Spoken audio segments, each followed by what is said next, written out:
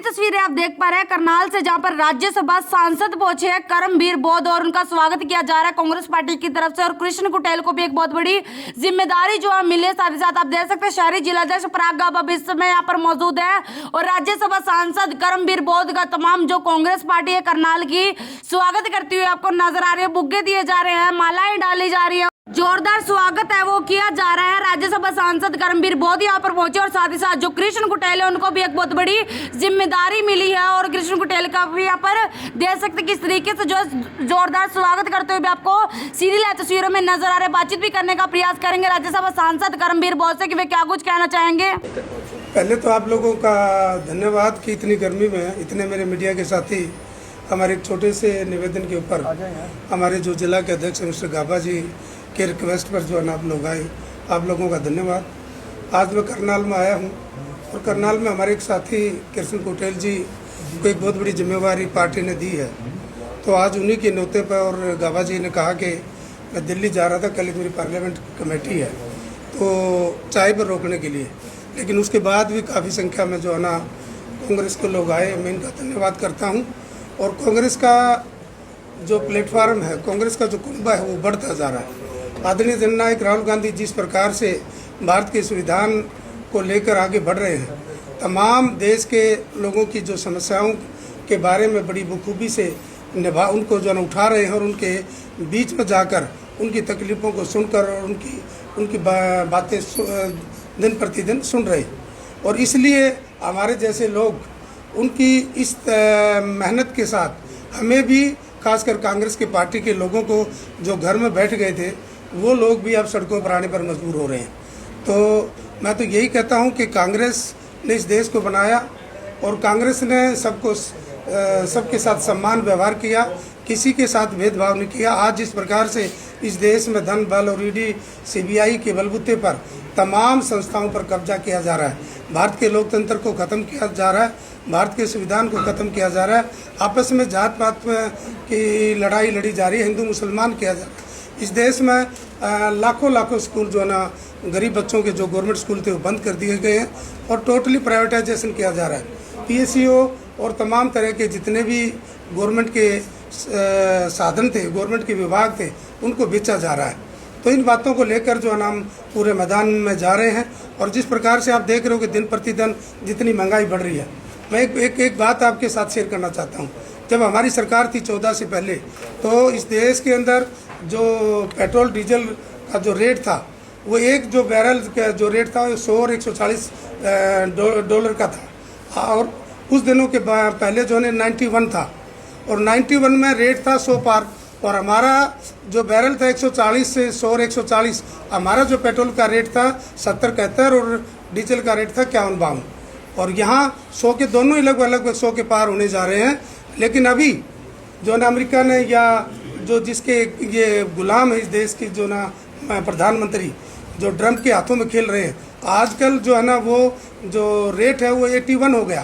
तो 80 होने के बाद आपसे मैं पूछना चाहता हूँ, क्या पेट्रोल डीजल के रेट कम हुए? तो इतनी महंगाई जो ना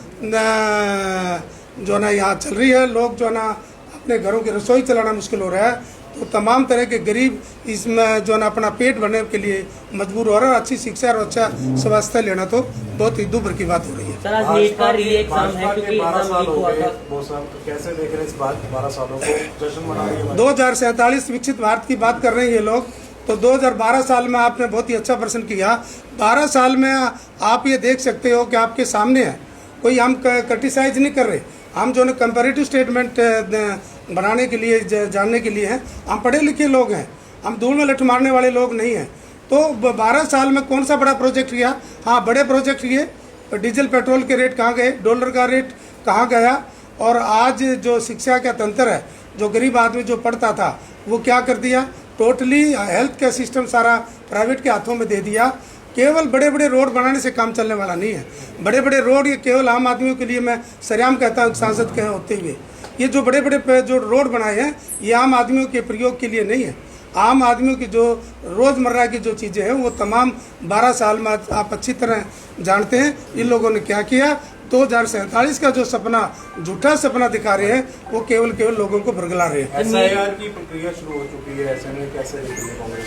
आप भी इतने साथी मीडिया के कभी SIR की बात सुनते थे? मैं भी गवर्नमेंट में रहा हूँ, क्या ये डिपार्टमेंट का एक रूटीन काम होता था? कब आदमी को वोट काटने, कब क्या करना, कभी इंट्री करने, इसकी कोई चर्चा नहीं होती थी। आज क्यों चर्चा हो रही है?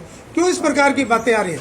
ये इसलिए आ रही है कि दिन प्रतिदिन जानबूझकर जो जायज वोट है, जो विपक्ष की वोट है, उनको काटा जा रहा है और अपनी अवैध वोटों को डालकर इलेक्शन को जीता जा रहा है। तो इसलिए SIR का इतना बड़ा इन्होंने बवंडर मचाया और जो चोरी करने का जो षड्यंत्र है EVM के साथ या और जो ना जितने भी दाव पे चलते हैं ये लोग चला रहे हैं। और जो आप देख रहे हैं कि देश के अंदर जो ना केवल 33-34% लोग जीत रहे हैं, लोग परसेंट से 64% आज भी 64-65% इस देश का जो ना आम नागरिक इनसे नाखुश है। सर, आज नीट का री एग्जाम है, बहुत से छात्रों ने सुसाइड भी किया क्योंकि एग्जाम लीक हुआ था और ऐसे में टेलीग्राम को भी बैन किया कि इस बार लीक ना हो, इसको कैसे देखते हैं सर? आप नीट का एग्ज़ाम बहुत ही दुखदायी घटना घटी। आज कम से कम 80-85 या 90 के आसपास इस देश के अंदर बड़े बड़े जो ना इस प्रकार के एग्ज़ाम थे, जो बच्चा भविष्य के लिए, परिवार भविष्य के लिए और इस देश में जो ना बच्चों का जो भविष्य है उसको अंधकार में बनाने के लिए कितने जो ना जानबूझ के कैंसिल, अपने चेतों को जो ना उनको मैं कहता हूं कि रेवड़ियाँ बांटकर उनको गलत तरीके से जो है इस प्रकार के एडमिशन करवाने के षड्यंत्र से पकड़े गए। और उसमें जो बच्चे मेहनत करते हैं, लोगों से लोन लेकर, इधर उधर से पैसा लेकर दिन रात 18 घंटे पढ़ने के बाद जब एग्ज़ाम देने के जाते हैं तो वहाँ मिलता है कि पेपर कैंसिल हो गया। उससे बच्चे ने कितना सुसाइड किया, उनके परिवारों की क्या हालात होगी। कितने बच्चों को मैं कहता हूँ कि कोमा में चले गए, डिप्रेशन में चले गए।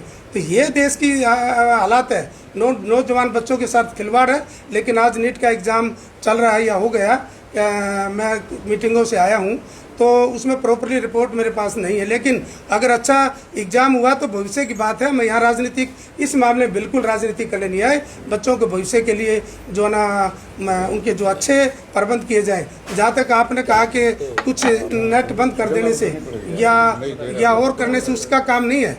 प्रशासन के अंदर जो अधिकारी काम करते हैं उनके ऊपर क्या लगाम लगाई आपने, तो उसकी तरफ ध्यान देना चाहिए। एक स्टूडेंट का नीट का पेपर अबू धाबी सेंटर आया, तो आप समझ सकते हो कि उनका जो काम करने वाले लोग हैं, जिस जो एडमिनिस्ट्रेशन में काम है, वो मुझे लगता है इस देश के नहीं, इनको विदेशों के लोग चाहिए। एक अबू धाबी धाम, उसमें अगर उसका पासपोर्ट नहीं होगा तो कैसे जाएगा। तो इस प्रकार के सेंटर देना, क्या वो आतंकवादी हैं? क्या कोई उनके हाथ में कोई इतना उनको डराना, इतनी दूर दूर उनके सेंटर बनाना, ये कौन सी नैतिकता है? सर आज कई परीक्षार्थियों से बातचीत करी तो उन्होंने कहा कि एजुकेशन सिस्टम कहीं ना कहीं ढीला हो रहा है, इसके चलते कहीं ना ढीला नहीं हो रहा है। इस देश का जो गरीब है, दलित है, पिछड़ा आदिवासी है और इस देश का तमाम गरीब आदमी, गरीब किसान है, यानी वो लोग, उनके बच्चे कहाँ पढ़ेंगे? सारे स्कूलों का क्या हालत कर दिया, सारा प्राइवेटाइजेशन कर दिया, इतनी महंगी शिक्षा कर दी कि वो आगे को जो ना आम परिवार का बच्चा नहीं पढ़ सकता।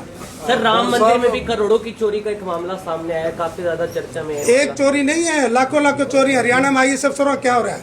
मेरा खुद आरओ था, क्या किसमें जो मेरा आरओ लगाया था, रिटर्निंग अफसर था जब मैं सांसद बना, जिस प्रकार से मेरे धन बल और ईडी सीबीआई से मेरे एमएलए को खरीदा गया, और वो आरओ जानबूझ के वैलिड वोटों को अनवैलिड कर रहा था, वो अधिकारी भी किसमें फंसा हुआ है? इसी करोड़ों रुपए के धंधे फंसे हुए। ये केवल भगवान का चंदा लूटने वाले लोग नहीं है, इनके ऊपर कोई दया धर्म नहीं है। ये औरों कहते हैं हम हिंदू, ये हिंदुओं का नाम लेकर हिंदुओं को लूटने का काम, राम के नाम से लोग लूटने का काम कर रहे हैं। मैं श्री राम बोलूं तो मैं हिंदू हूँ, अगर मैं राम बोलूं तो मैं हिंदू नहीं हूँ। तो इस प्रकार की प्रवृत्ति देश के अंदर जो फूट डालने का काम कर रहे हैं, ये आने वाले समय में इनको इसके रिजल्ट मिलेंगे। पड़ोसी राज्य पंजाब के अंदर चुनाव होने जा रहे हैं आने वाले समय में, ऐसे में कांग्रेस की क्या कुछ तैयारी है? और इसके साथ कि कांग्रेस क्या इस बार क्या गठबंधन की कुछ तैयारियां चल रही है? ऐसे नहीं, वो बड़े पार्टी लेवल पर जो है ना हमारा शीर्ष नेतृत्व मीटिंग हमारी चल रही है, और जहाँ छोटी मोटी कमी है आपस में, जो जैसा कि आप भी लोग सोचते हैं, उनको दूर करके हमारी बहुत मजबूत वहाँ जो ना पार्टी काम कर रही है। और आने वाले समय में हर हालत में जो ना यूपी और ये उत्तराखंड और जो ना पंजाब में कांग्रेस की सरकार बड़े बहुमत से बनेगी।